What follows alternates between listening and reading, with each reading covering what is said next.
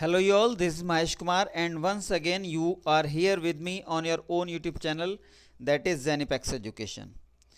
In this video we are going to study about the Daffodils. The Daffodils is a wonderful poem which is composed by William Wordsworth and it was composed in 1802. Okay, this is a very short poem which is said to be based on a true incident.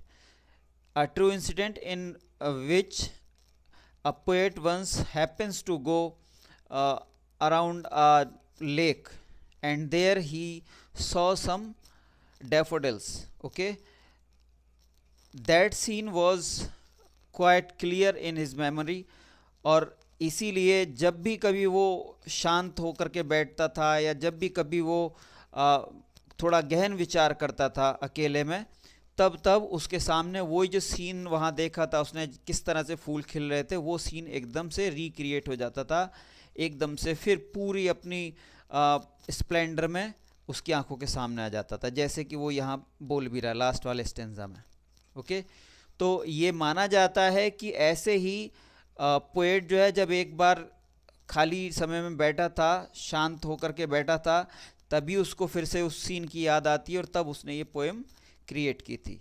और वैसे ये माना जाता है कि ये जो घटना है जब वो वहाँ पे गया था झील के किनारे, तो ये घटना 1798 की मानी जाती है जब वो अपनी सिस्टर के साथ वहाँ गया था. ओके, बहुत ही सुंदर सी पोएम है, शॉर्ट पोएम है, 24 लाइन्स हैं, कुल 4 स्टेंजाज हैं और हर एक स्टेंजा में 6 लाइन्स हैं. ओके, तो छोटी सी पोएम है, लेकिन अगर हम पोएटिकल इसके इम्पोर्टेंस की दृष्टि से देखें तो बहुत ही इम्पोर्टेंट है. ओके, तो चलिए पोएम शुरू करने से पहले थोड़ा सा बेसिक सा इंट्रोडक्शन देख लेते हैं पोएट का. विलियम वर्ड्सवर्थ इसके पोएट हैं और जैसा कि हमने कहा 1802 में इन्होंने ये पोएम लिखी. विलियम वर्ड्सवर्थ की जो बर्थ हुई वो 1770 में हुई. He was born in 1770 in United kingdom and died in 1850. Okay,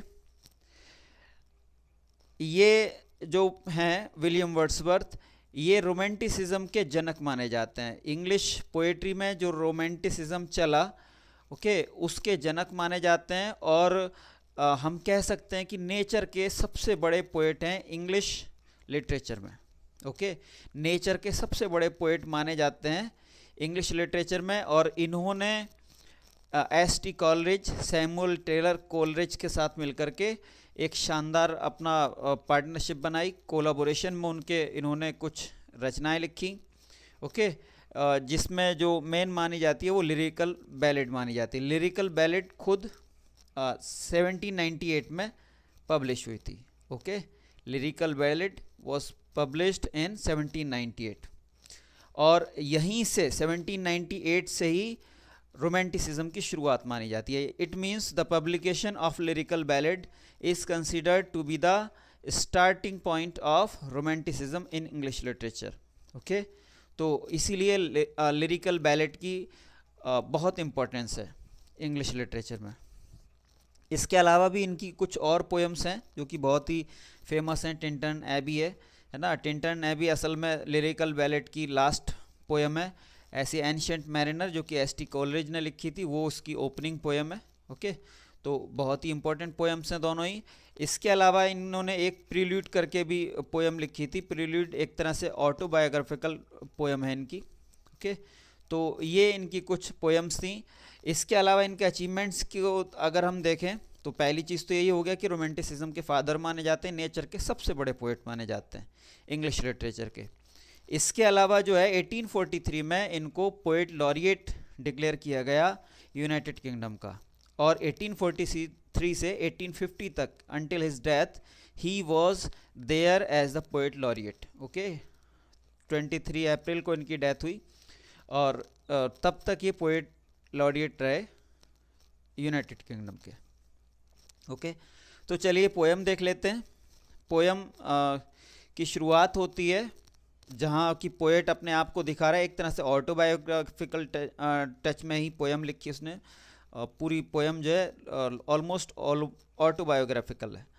तो वैसे ही शुरू हो रही है. I wandered lonely as a cloud that floats on high over vales and hills, when all at once I saw a crowd, a host of golden daffodils, besides the lake, beneath the trees, fluttering and dancing in the breeze. तो poet कह रहा है कि मैं एक बार ऐसे ही बादलों की तरह से घूम रहा था. कहाँ घूम रहा था? बादलों की तरह से हिल्स पर और वेल्स पर, मतलब झीलों के ऊपर. ओके, वेल्स जो है वैली के लिए अक्सर क्रिएट किया जाता है, झीलों के लिए भी यूज़ किया जाता है. तो पोएट वही कह रहा है कि मैं झीलों और पहाड़ियों के ऊपर बादलों की तरह से एक दिन घूम रहा था, टहल रहा था. When all at once, जब अचानक से मेरी नज़र पड़ी किस पर? गोल्डन डैफोडिल्स के पूरे एक झुंड पर. ओके, बहुत सारे वहाँ गोल्डन डैफोडिल्स खिले हुए थे, पीले से कलर के फूल वहाँ ढेर सारे खिले हुए थे जो कि डैफोडिल्स थे. वो कहाँ थे?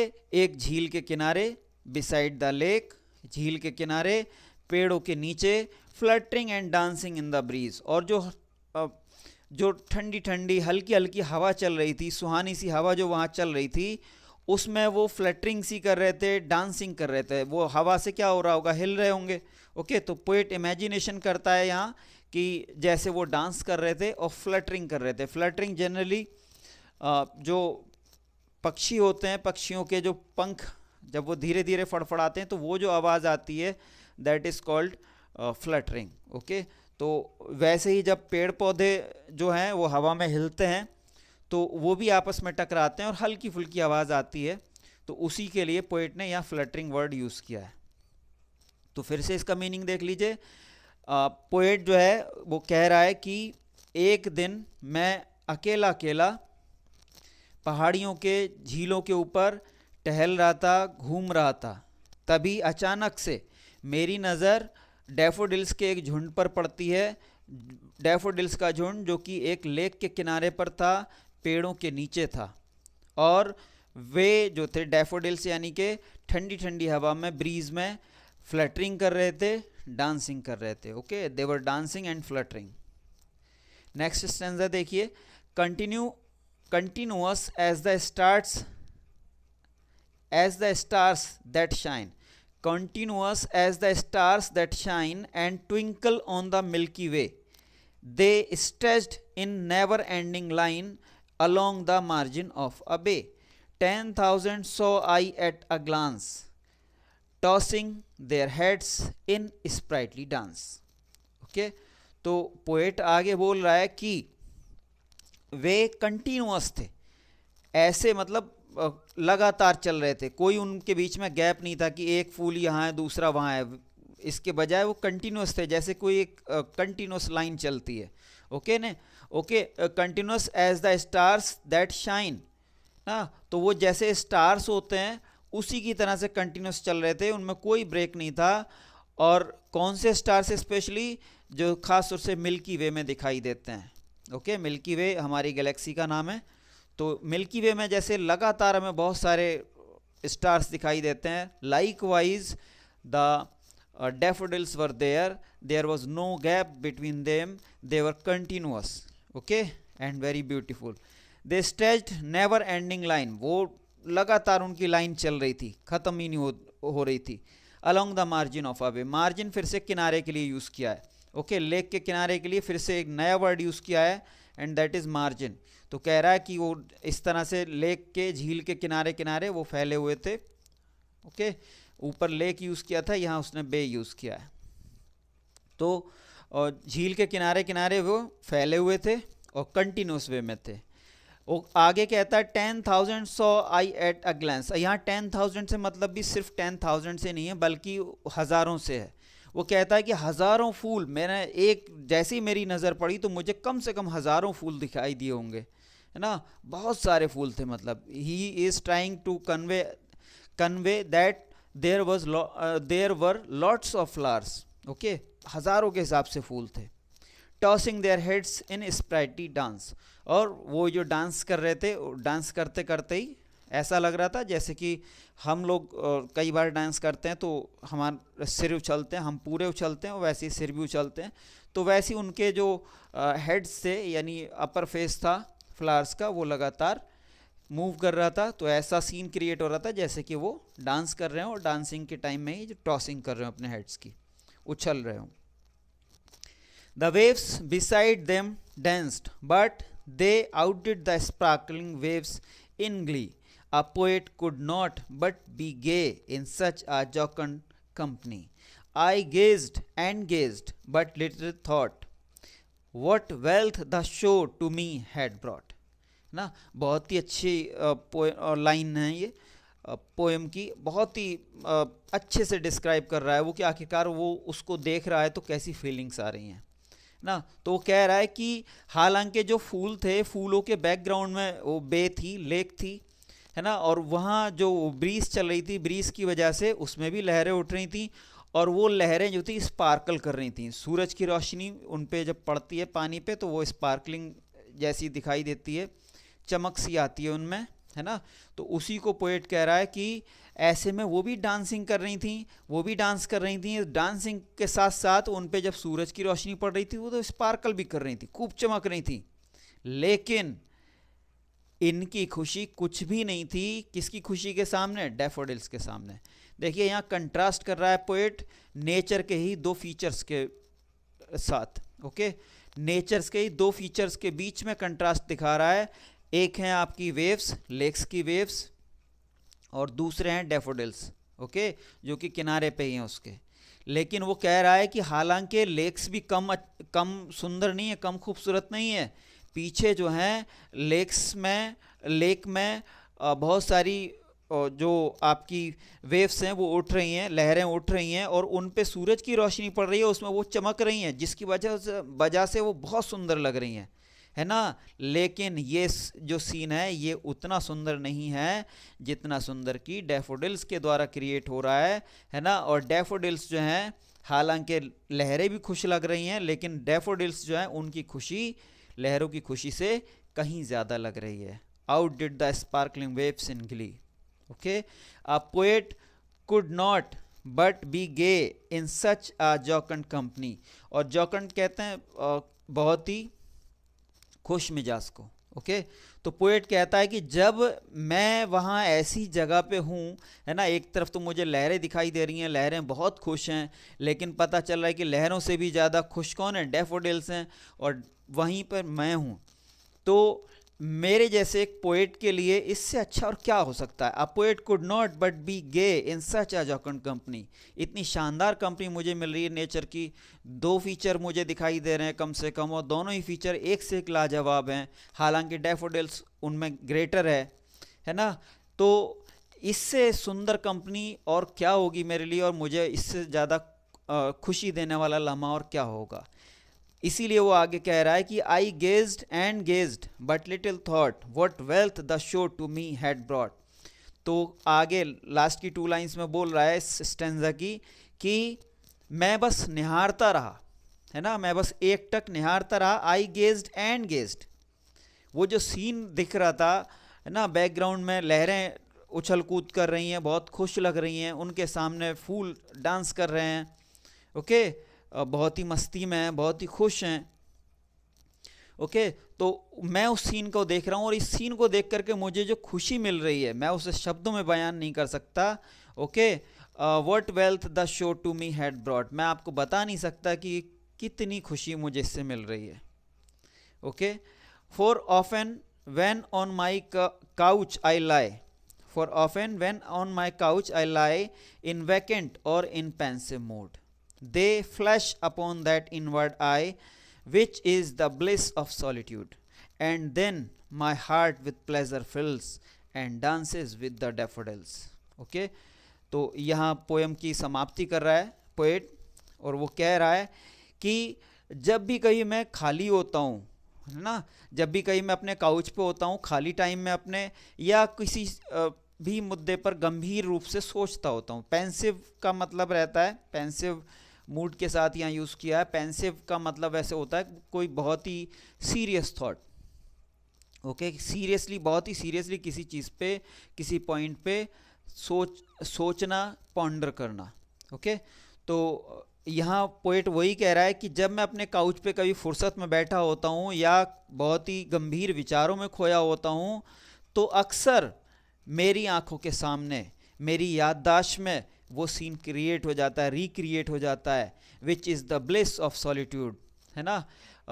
जब भी मैं कभी अकेले में होता हूँ, अकेले में से मतलब है, मतलब ब्लिस ऑफ सॉलिट्यूड से मतलब है कि यही जो ऐसे ख्याल होते हैं, जो ऐसी कल्पनाएं होती हैं, वो तभी आती हैं हमारे मन में जब हम पूरी तरह से शांत होते हैं, पूरी तरह से एकांत में होते हैं। अगर कोई हमें लगातार डिस्टर्ब कर रहा है, कंफ्यूज कर रहा है बीच बीच में, तो शायद ही हम ऐसी चीज़ों को पूरी इंटेंसिटी के साथ याद कर पाएँ या रिक्रिएट कर पाएँ, उनकी कल्पना कर पाएँ। ओके, लेकिन अगर कभी ऐसा होता है कि हमें कोई भी डिस्टरबेंस नहीं होता, हम पूरी फुर्सत में होते हैं, ओके, और हम सोच सकते हैं, हम इमेजिन कर सकते हैं, हम याददाश्त पे अपनी ज़ोर डाल सकते हैं, तब ऐसे सीन रिक्रिएट हो जाते हैं। और ये किसी ब्लिस से कम नहीं है, किसी आशीर्वाद से कम नहीं है, किसी महान सुख से कम नहीं है। And then my heart with pleasure fills and dances with the daffodils. और फिर कह रहा है पोएट लास्ट की 2 लाइन्स में कि और फिर ऐसे में मेरा जो दिल है वो खुशी से भर जाता है। And then my heart with pleasure fills. Okay, ऐसे में जब मैं कभी ऐसा फुर्सत में होता हूँ और कोई अच्छा सीन मैं अपने आंखों के सामने रिक्रिएट करता हूँ, याददाश्त में वापस लाता हूँ उसको, है ना, तब मेरा जो दिल है वो खुशी से भर जाता है। और तब मेरा दिल डैफोडिल्स के साथ, जैसे वो डैफोडिल्स ख्यालों में डांस कर रहे थे, वैसे ही मेरा दिल भी उनके साथ डांस करने लगता है, मेरा हृदय भी उनके साथ नाचने लगता है मस्ती में। मतलब पोएट ये कह रहा है कि ऐसे में मुझे फिर बहुत खुशी मिलती है ना। हम पहले ही कह चुके हैं कि पोएट नेचर का पोएट है, और नेचर का बेस्ट पोएट है इंग्लिश लिटरेचर में, तो इसलिए आप अंदाज़ा लगा सकते हो, ओके, वो कितने ब्यूटीफुली इसने सीन क्रिएट किया है। तो चलिए आगे देख लेते हैं कि आखिरकार इसमें कौन कौन सी पोएटिक डिवाइसेस यूज़ हुई हैं। अगर हम राइमिंग स्कीम की बात करें तो इसकी राइमिंग स्कीम है A B ओके, फर्स्ट और थर्ड लाइन, ऐसे ही सेकंड और फोर्थ लाइन आपस में राइम कर रही हैं, ऐसे ही फिर फिफ्थ और सिक्स लाइन आपस में मैच कर रही हैं, राइम कर रही हैं, और सभी के साथ सभी स्टैंजाज में सेम पैटर्न चलता है। ओके, तो इसकी राइमिंग स्कीम है A B ओके। ये क्वार्टिन कोपलेट में लिखी गई है, इयम्बिक टेट्रामीटर इसका मीटर है। ओके, तो मतलब ये कोई बहुत ज़्यादा आपके लिए सिरदर्दी वाली बात नहीं है, अगर याद रख पाएँ तो अच्छी बात है, अगर नहीं भी रख पाएंगे तो कोई बात नहीं। ओके, अगर कई बार होता क्या, कॉन्टेक्स्ट के साथ रेफरेंस लिखने को आता है, एक्सप्लेनेशन अगर आती है, तो अगर आप उसमें ये मेंशन कर देंगे तो आपसे जो है जो एग्ज़ामिनर है वो कहीं ज़्यादा अच्छी तरह से इम्प्रेस होगा। ओके, चलिए आगे देख लेते हैं कि आखिरकार इसमें कौन कौन से फिगर्स ऑफ स्पीच यूज़ हुए हैं। तो फर्स्ट ऑफ ऑल पर्सोनिफिकेशन आता है ना, पर्सोनिफिकेशन है, लेकिन यहाँ रिवर्स, फर्स्ट में जो हम देखते हैं फर्स्ट लाइन में ही, वो रिवर्स पर्सोनिफिकेशन है। देखिए पर्सोनिफिकेशन वैसे क्या होता है, जब आप किसी नॉन लिविंग थिंग्स को लिविंग थिंग्स के तौर पे दिखाते हो, डिपिक्ट करते हो, या उनसे कंपेयर करते हो सीधे सीधे, ओके, तब होता है। या फिर एनिमेट थिंग्स को भी, ओके, जो लिविंग थिंग्स हैं कुछ, जैसे जानवर या दूसरे पेड़ पौधे वगैरह, अगर वो चीज़ें हैं और उनको फिर आप कंपेयर करते हो या उनके जैसा दिखाते हो, इंसानों के जैसा दिखाते हो, इंसानों के जैसा व्यवहार उनमें दिखाते हो, तब वो पर्सोनिफिकेशन होता है। ओके, तो फिर रिवर्स पर्सोनिफिकेशन क्या होगा? रिवर्स पर्सोनिफिकेशन तब है जब आप लिविंग बीइंग्स को या इंसानों को पेड़ पौधों के जैसा या नॉन लिविंग बीइंग से के जैसा दिखाते हो। ओके, तो वैसे ही यहाँ है, पोएट अपने आप को दिखा रहा है, I wandered lonely as a cloud, कि मैं बादल के जैसा घूम रहा था, है ना। तो लिविंग बीइंग को नॉन लिविंग बीइंग से के तौर पे दिखाया जा रहा है, उसके तौर पे डिपिक्ट किया जा रहा है, इसलिए यहाँ पे रिवर्स पर्सोनिफिकेशन है। उसके बाद एलिट्रेशन है, पहली ही लाइन में आपको एलिट्रेशन मिल जाएगा, सॉरी पहली नहीं, थर्ड लाइन में एलिट्रेशन है, और भी कई जगह एलिट्रेशन मिल सकता है, बहुत ही कॉमन सा ये फिगर ऑफ स्पीच है। ओके, ऑल एट वंस में, और फिर यहाँ आगे आप फिर से आ रहा है, तो कई जगह आ से वर्ड जो है वो शुरू हो रहे हैं, इसीलिए यहाँ सॉरी एलिट्रेशन नहीं, ये एसोनेंस कहलाएगा। ओके, क्योंकि यहाँ पे जो यूज़ हो रहा है वर्ड वो सॉरी लेटर जो यूज़ हो रहा है वो एक वोवेल है, वोवेल साउंड है। ओके, तो यहाँ पे एसोनेंस है क्योंकि वोवेल साउंड रिपीट हो रही है, इसीलिए यहाँ पे एसोनेंस है। अगर कोई इसकी जगह पे अगर कॉन्सोनेंट कोई रिपीट होता तो एलिट्रेशन होता। ओके, तो यहाँ पे एसोनेंस है। उसके बाद फिर से आपको पर्सोनिफिकेशन देखने को मिलेगा। फूलों को यहाँ हाउस ऑफ गोल्डन डैफोडिल्स के तौर पे दिखाया है, इंसानों के तौर पे दिखाया है, ऐसे ही फ्लटरिंग एंड डांसिंग करते हुए दिखाया है, तो इसलिए यहाँ पे पर्सोनिफिकेशन है। उसके बाद इसकी सेकंड स्टेंजा की फर्स्ट लाइन में आपको सिमिली मिल जाएगा, continuous as the stars that shine. Okay, फूलों को कंपेयर करके दिखाया गया है स्टार्स के साथ और एज वर्ड के साथ कंपेयर किया है। ओके, एज वर्ड को यूज़ करके फूलों को यानी डैफोडिल्स को कंपेयर किया है स्टार्स के साथ, इसलिए यहाँ पे सिमिली है। ओके, ऐसे ही आपको थर्ड लाइन में और फिफ्थ लाइन में हाइपरबली मिल जाएगा, जब वो कह रहा है कि नेवर एंडिंग लाइन के तौर पे दिख रहा है, और फिर वो कहता है कि मैंने एक ही नज़र में, एक ही झलक में मैंने 10,000 फूल देखे। ओके, तो ये हाइपरबली है। पर्सोनिफिकेशन फिर से यहाँ आता है, टॉसिंग देयर हेड्स, डांस करते हुए दिखाया गया है, सिरों को उछाल उछाल करके, मतलब कूद कूद करके डांस करते हुए दिखाया गया है, झूम झूम करके डांस करते हुए दिखाया गया है, इसलिए यहाँ पे फिर से पर्सोनिफिकेशन है। ऐसे ही जो झील की लहरें हैं उनको भी डांस करते हुए दिखाया गया है, तो फिर से पर्सोनिफिकेशन है। ओके, उनकी मूवमेंट को डांस की मूवमेंट्स के साथ कंपेयर करके दिखाया गया है। ओके, ऐसे ही यहाँ पे फिर रिपीटिशन है, गेज्ड गेज्ड लगातार एक ही लाइन में 2 बार रिपीट हुआ है। ओके, तो इसीलिए यहाँ पे रिपीटिशन है। लास्ट स्टेंजा में आप देखेंगे तो यहाँ that inward I, okay, metaphor है इसमें। यहाँ दैट इनवर्ड आई क्या है, हमारी याददाश्त। ओके, वो कहता है कि जब भी आप शांति से बैठे होते हो, फुर्सत से बैठे होते हो, या किसी बात या फिर बहुत गंभीर होकर के चिंतन मनन करते हो, मतलब ध्यान केंद्रित करते हो, तो आपकी आंखों के सामने फिर से वो मंज़र आ जाता है ना। तो इनवर्ड आई करके दिखाया उसने, याददाश्त को बोल रहा है लेकिन। ओके, तो इसलिए यहाँ पे मेटाफोर है। ऐसे ही सेकेंड लास्ट लाइन में आप देखेंगे तो पोएटिक लिबर्टी है, और इसमें पोएटिक लिबर्टी में भी उसने जो यूज़ किया है वो इन्वर्जन यूज़ किया है। इन्वर्जन तब होता है जब आप सेंटेंस का जो किसी भी सेंटेंस का जो स्ट्रक्चर है उसमें वर्ड ऑर्डर को चेंज कर देते हो, जो पहले आ रहा है वो बाद में, बाद वाला पहले। ओके, जैसे पोएट ने यहाँ पे किया है, and then my heart with pleasure fills. Okay, होना क्या चाहिए वैसे सेंटेंस ग्रामेटिकली क्या होना चाहिए, and then my heart fills with pleasure. Okay, तो यहाँ पे उसने उसका ऑर्डर चेंज कर दिया, इसलिए यहाँ पे पोएटिक लिबर्टी, या अगर हम पर्टिकुलरली बात करें तो इन्वर्जन का यूज़ हुआ है। ओके, लास्ट में अगर हम देखेंगे तो एनाफोरा है, लगातार 2 लाइंस की शुरुआत एंड से हो रही है। ओके, तो इसलिए एनाफोरा है। एनाफोरा वहाँ होता है जब किसी पोएम की लगातार 2 लाइंस किसी सेम वर्ड या फ्रेज या सेम क्लॉज से स्टार्ट होती है। ओके, तो that was all about the poem. Hope you people would like it. अगर ऐसा है तो हमारे चैनल को लाइक सब्सक्राइब करना ना भूलें, और अपने दोस्तों के साथ भी लिंक को शेयर करें। Thank you for watching. Keep studying, keep learning and keep growing.